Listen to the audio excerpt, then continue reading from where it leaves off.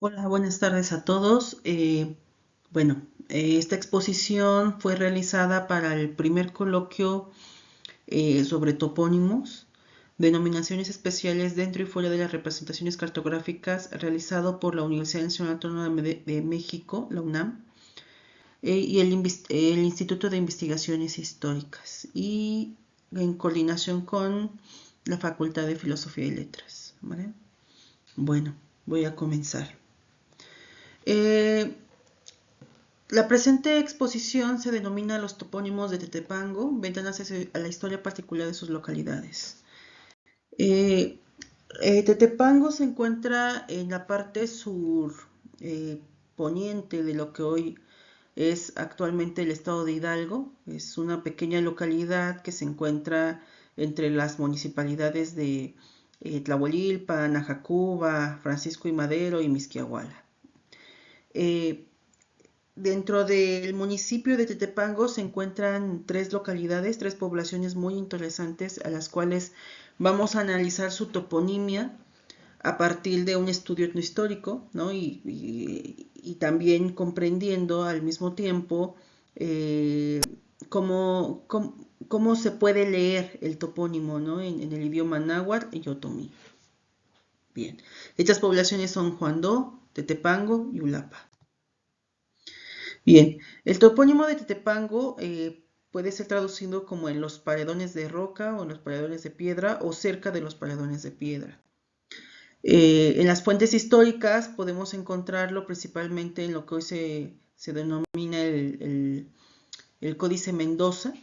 Es una de las 10 poblaciones que eran de una de las 10 poblaciones tributarias a la Triple Alianza y en el cual se encuentra, por ejemplo, Jacuba, Atenco, Xochihuaca y Tetepango, ¿no?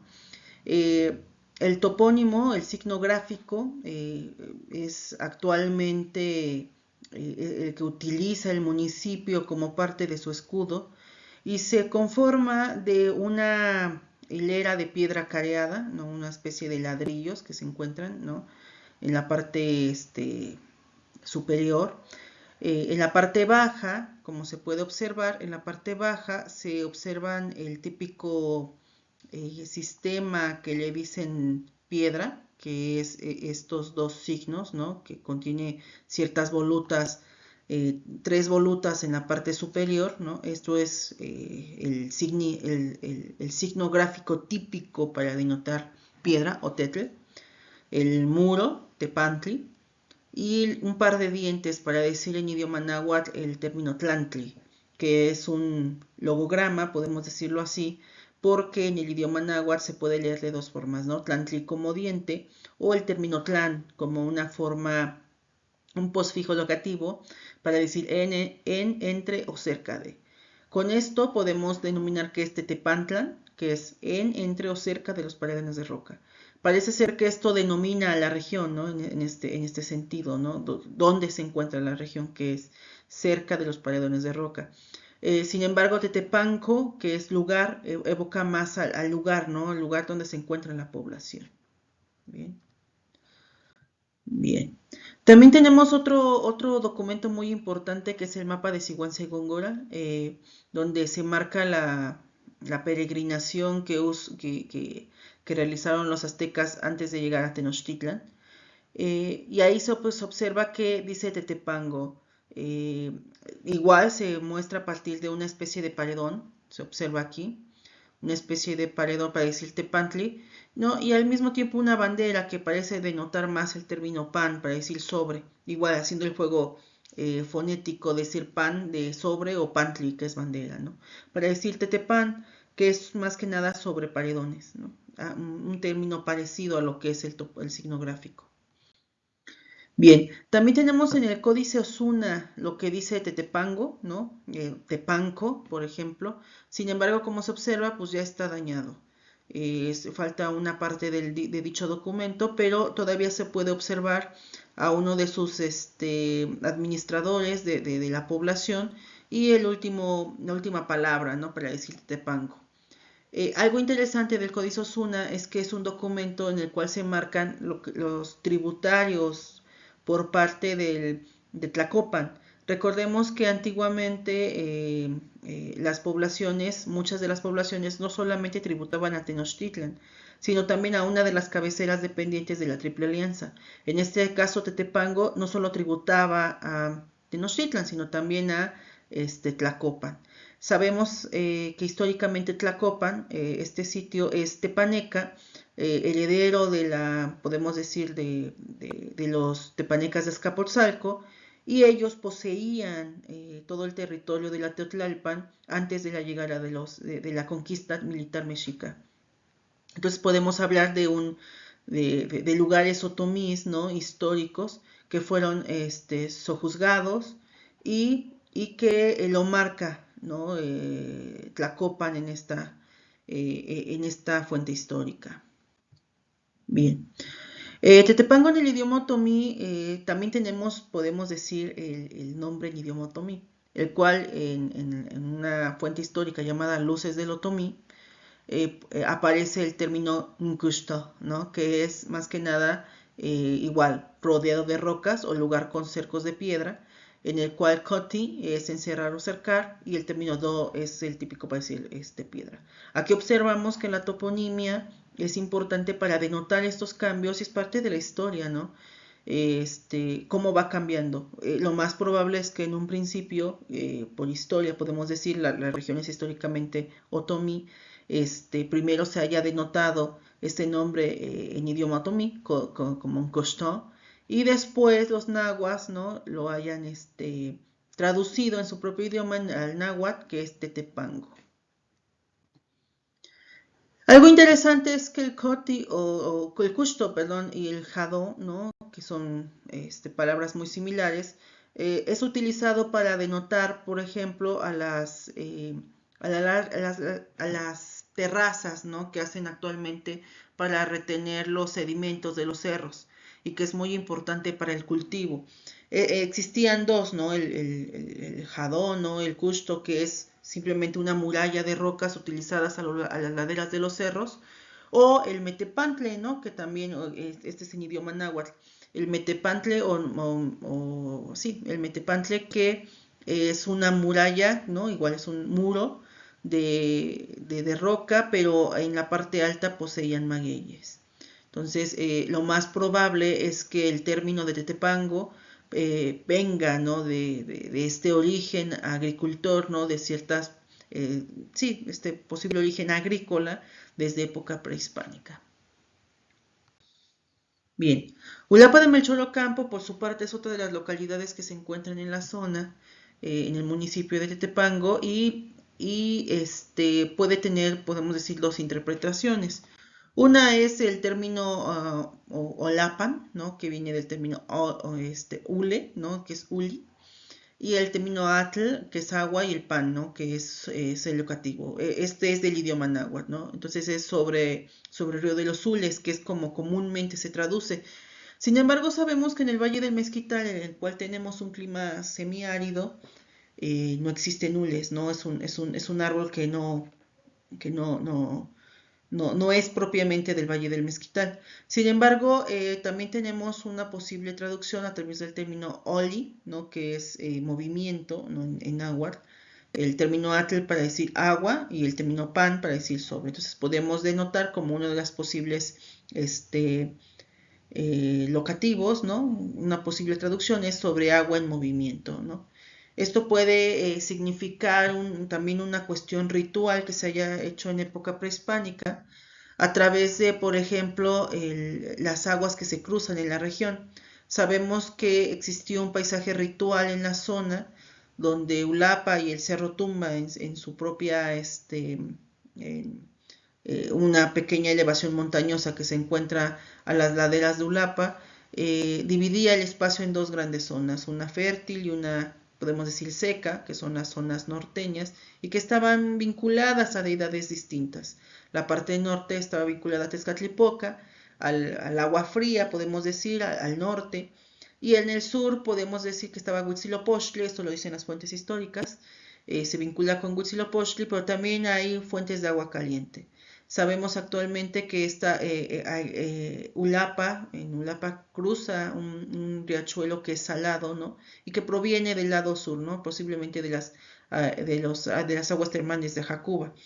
Y es agua salada, ¿no? O por lo menos tiene una cierta salinidad. Entonces, en épocas de lluvia, sobre todo, el agua fría que viene del norte se cruza con las aguas saladas e inundan el pueblo. Esto provoca un cruce, ¿no? Algo así como lo que tomamos aquí en el centro. Esto es un cruce entre el agua fría y el agua caliente, ¿no? Podemos decir, antiguamente era denotado como terremoto, pero también evoca, ¿no? Este sentido, como lo menciona Johanna Broda, esta cuestión que tiene que ver con los tiempos y los temporales. Entonces podemos tener este paisaje ritual, ¿no?